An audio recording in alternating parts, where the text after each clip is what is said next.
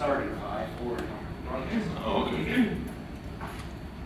All right, we're starting 5, 4, 3, 2, blast off.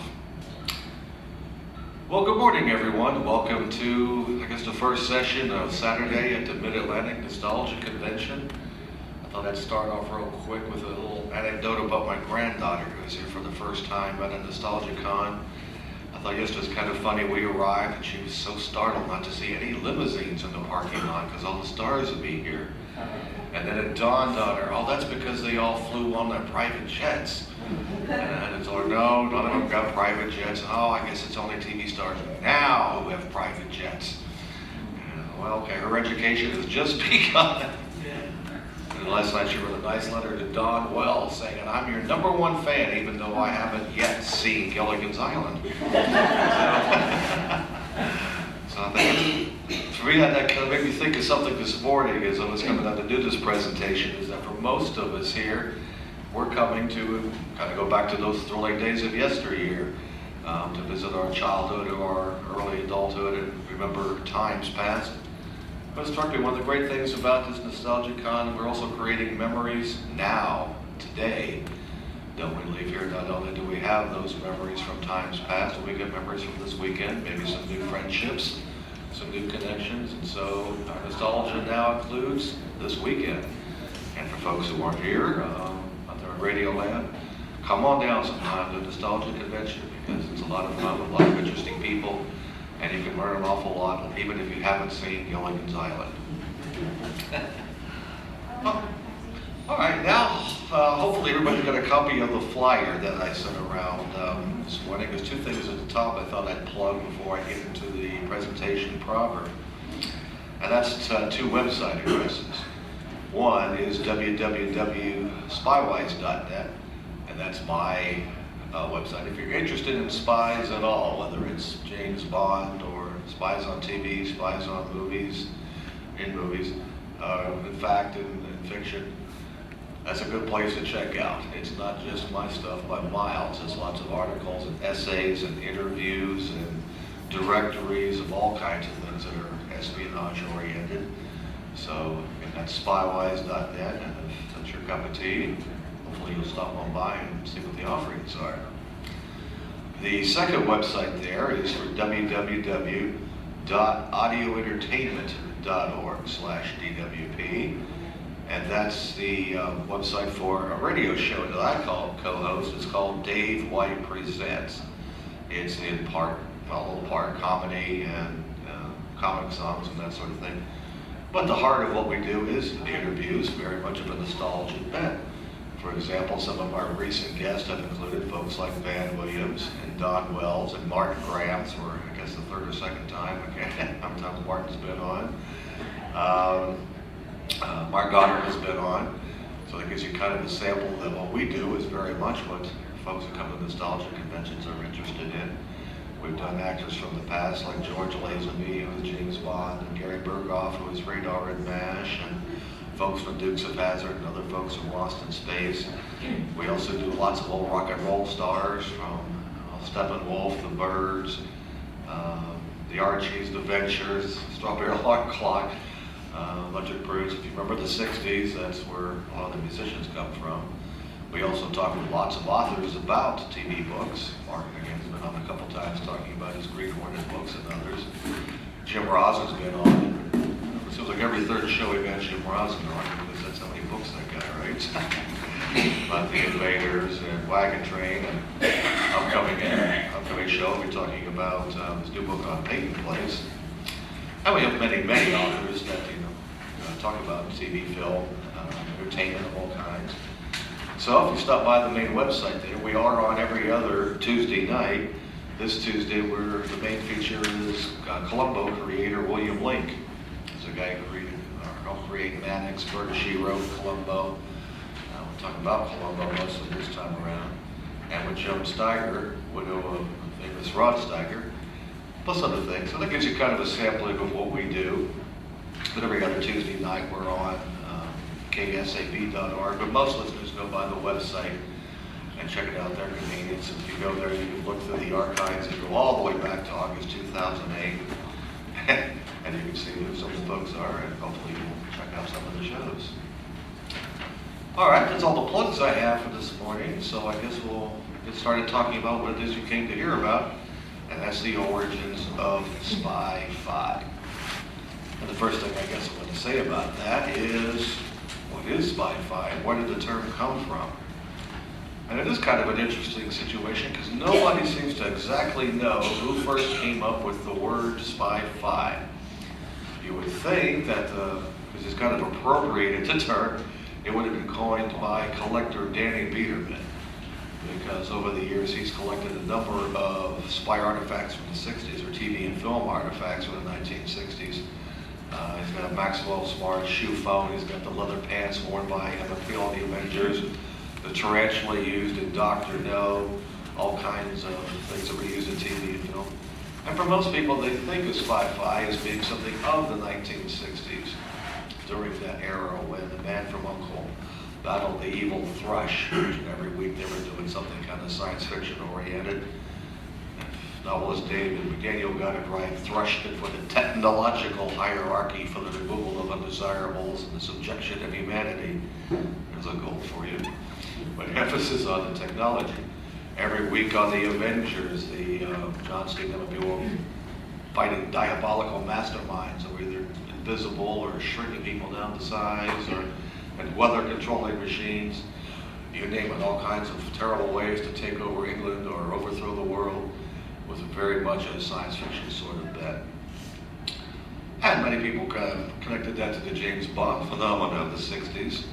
To a certain extent, that's certainly true, because he's the one who created fantasy spies on the silver screen as kind of the flagship series of the 60s. But Bond himself wasn't overtly spy-fi or science fiction, really, until he only lived twice, and that was 1967. Before that, Dr. No, there could have been of radar jamming technology, and go figure, we had the laser table, and the laser beam to cut down the doors of Fort Knox. But James Bond wasn't overly science fiction until, again, 67, when they were up there eating spaceships in space, from Blofeld. And by that time, there had been so many spy-fi kinds of things on TV, Uncle Avengers, as I said, Get Smart, Wild Wild West, seemingly a jillion B movies coming out of every country in the globe that was imitating James Bond with all these Sean Connery wannabes. So that's why the 60s is often associated with being spy-fi. Another person I asked, to figure out where the term spy-fi came from is a friend of mine named Tom Pervani, who's the lead guitarist for a band called Spy-Fi. And so where did you get the term from? And he says, well, as our keyboard player, and he thinks it was first used on a poster for a convention. He'd forgotten the year, but I guess it'd be one of those spy cons in Chicago or somewhere. But it was a Spy-Fi convention. Maybe that was the first time it was used. And then somewhere along the way, he got a little letter from some punk rock band who said, no, we used it first in some lyrics to one of our songs. Well, so we don't know exactly who first came up with the term exactly. Most of us kind of have a fairly general idea of what it means, that it's a fusion of science fiction with espionage. But most of us think it was kind of something that really kicked into gear in the 1960s.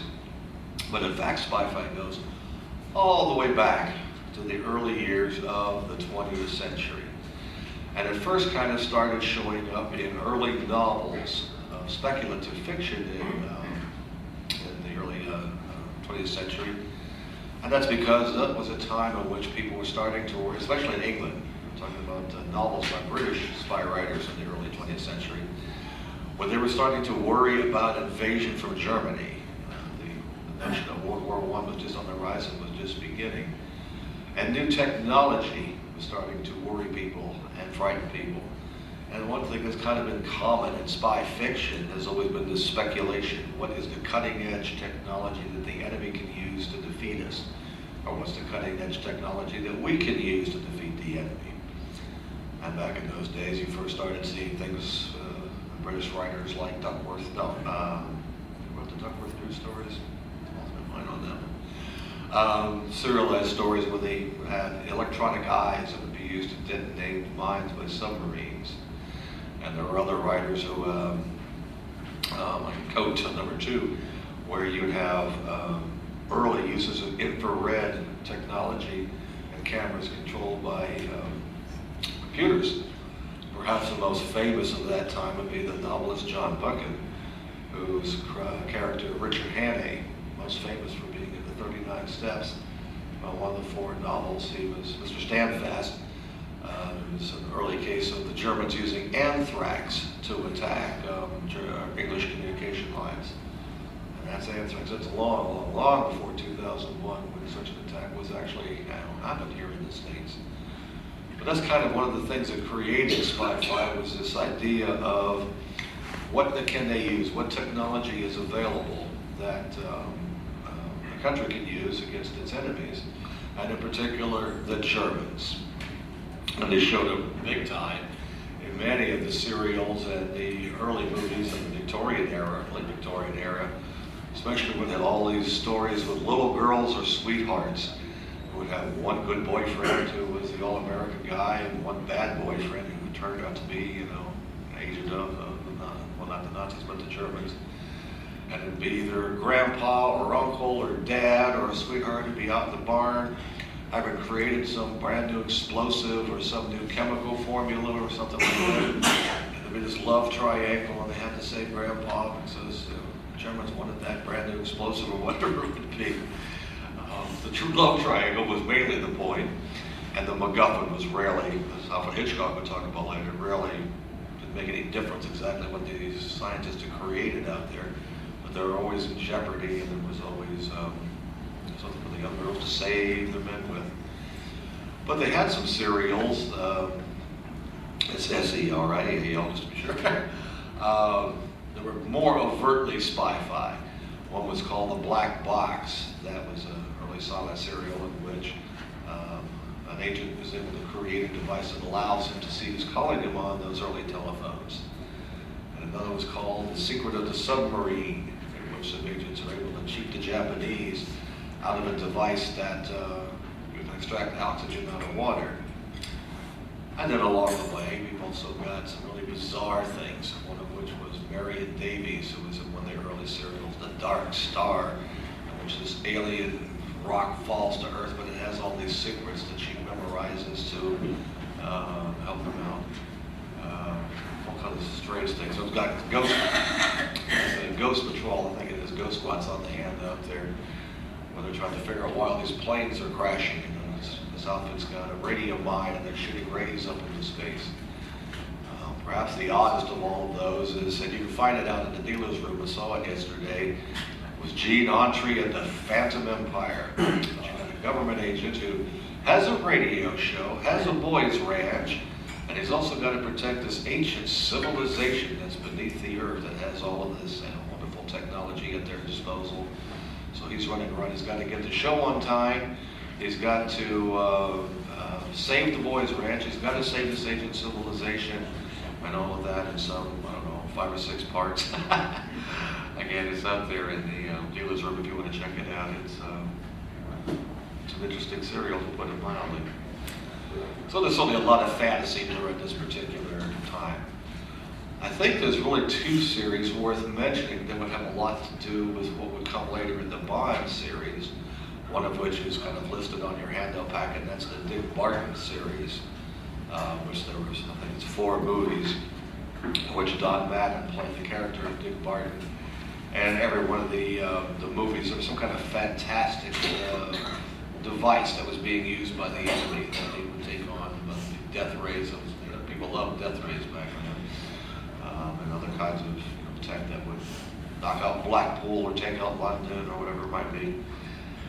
Perhaps the most significant of those kinds of series would have been I don't know if I'm pronouncing this correctly or not, but I believe it's Dr. Mabuse. He was a character that was first created by Fritz Lang in 1922 in a silent movie, Dr. Mabuse the Gambler. In that incarnation, Dr. Mabuse was a great hypnotist, but you really wouldn't call that spy-fi per se. But he was a character that Fritz Lang liked a lot, so he came back to him in 1933 with The Testament of Dr. Mabuse, and he returned to him again in the early 60s with The Thousand Eyes of Dr. Mabuse, and other directors picked up the series after that with a string of series of movies in the early 60s. And the spy fight is very Bondian, or at least it's really very much setting the stage for James Bond. And one reason for that is director Fritz Lang was really concerned with the uses of technology by criminals. What can a criminal do if he has access to invisible assassins or death rays, or especially invisible assassins were big. It's the last two Dr. Mabuse movies that were invisible killers running around. But strangely enough, Fritz took that kind of seriously. While he was making entertaining movies, he would have Dr. Mabuse sitting behind a screen where people wouldn't see him, and he had all this surveillance technology where he could watch what people were doing and keep an eye on things. Surveillance technology was real big for Fritz Lang, and all of these different devices. And well, so the connection to the Bond universe is when they kicked in the 1960s, when the frequent character was Gert Frobe, later become Goldfinger, got some of his early roles in the Dr. Mabuse series, along with Karen Dorr, who was in the movie The Invisible Horror. She would later be in the 1967 You Only Live Twice. So there's a lot of precursors to James Bond in the Dr. Mabuse series. Some of them they took a little bit more seriously early on, again, because Fritz Lang's worries about what would happen if criminals could get access to fantastic technology. And later it was purely diversionary and entertaining, but it was very much before Bond, or it was happening just as Bond was beginning, and they were more out there in terms of the spy-fi stuff, and Bond was just getting going. So if you haven't had a chance to check out Dr. Mabuse, it can be very entertaining. Well, getting ahead of the story, compared to the 60s, go back to the 30s. The 1930s, by and large, wasn't a big realm for speculative fantasy fiction. And neither were the 1940s. There were a few cases where you would find spy-fi. One movie was Invisible Agent with Peter Lorre as the bad guy. Surprise, surprise. But mostly, spy-fi was relegated to radio series for kids, where you had the Shadow and just about every other fictional character you could think of fighting counter-spy. Well, there were counter-spies here on the home front, rooting out Nazi agents, sometimes of pedestrian type, smuggling and that sort of thing. Sometimes as a Superman fighting, super villains who had all kinds of villains to use to take out America and the Allies.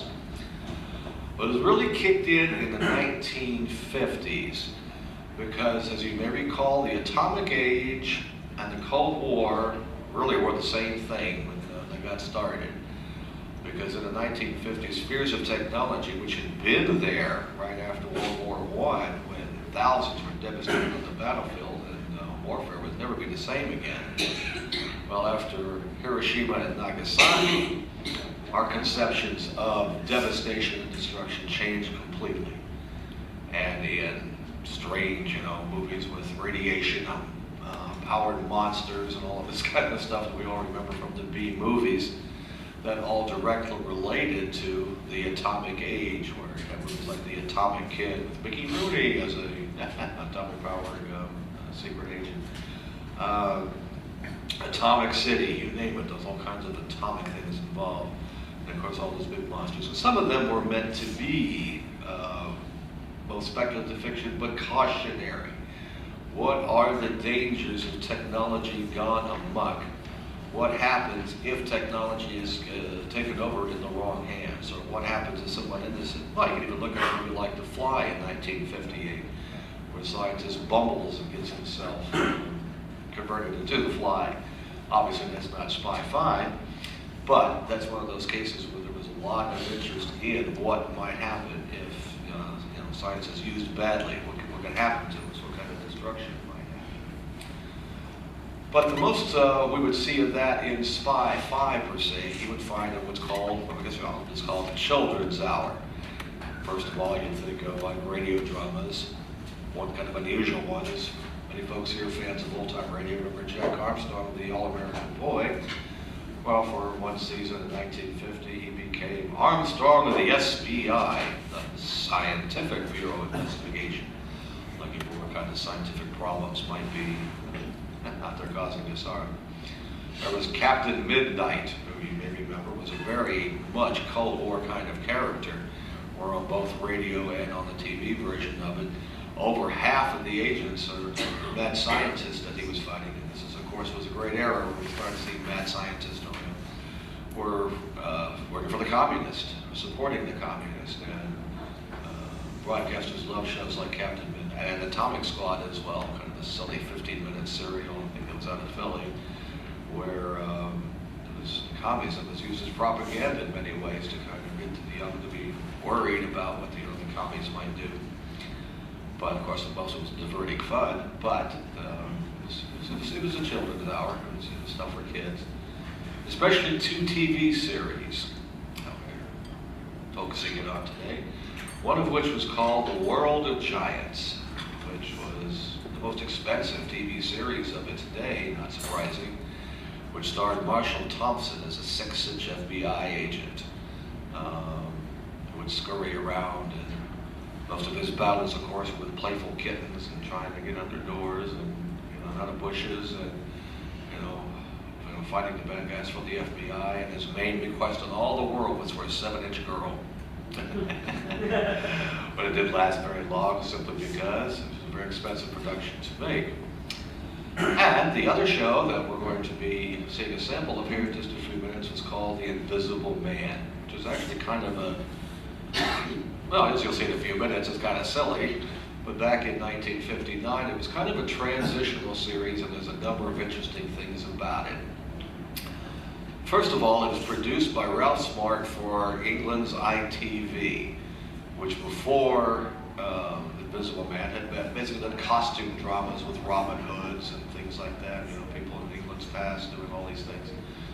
This was the first of the ITV series that was set in the present day, and it was kind of the transitional series between this and the next ITV British spy series, produced by exactly the same guy, Ralph Smart, and that was Danger Man, that starred Patrick McGowan, that became Secret Agent. And of course, all of the series in the 1960s that followed in that tradition, The Saint, The Baron, Champions, you name it, so many of them. The Invisible Man was considered kind of a transition to that. It was, again, another one of those that was expensive to produce. The pilot, if you ever see the pilot, was really sad. You can see all the wires that are in there and everything, because what they had to use was a tiny guy named Johnny Scripps, who was, as you'll see in the episode, he's walking around through buttonholes in his shirt so they can move him around. And he's the voice of a different actor, Tim Turner, for the voice of the Invisible Man. This is a case of a guy, it's about a scientist named Peter Britton, accidentally turns himself invisible, and the government thinks that he's out to destroy England in disguise. He's a good guy, so they make him an agent. He's living with his sister and his 3 daughters. Fun stories about that is the actress who played his sister, Lisa Donnelly, was kind of surprised that they made her his sister, because she acts very much like an Invisible Man's wife.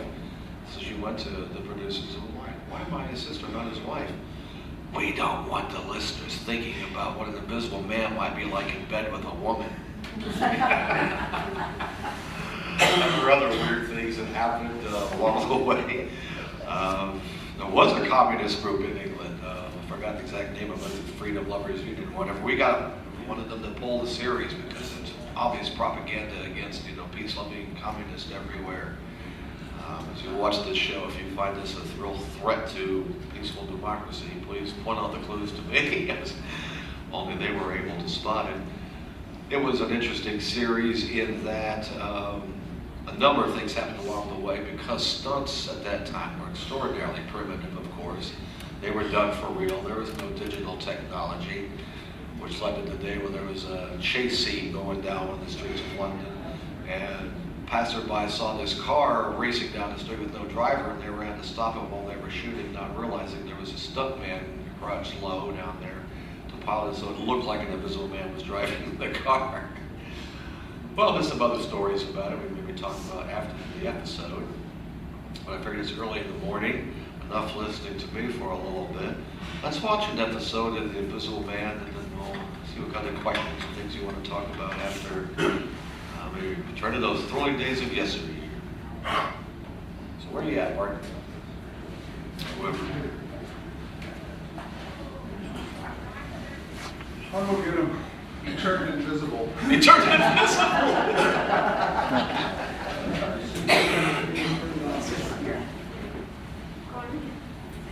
But while he's gone, are there any questions? Oh, okay. Ladies and gentlemen, Radio Land, here is the lovely Mark Grams.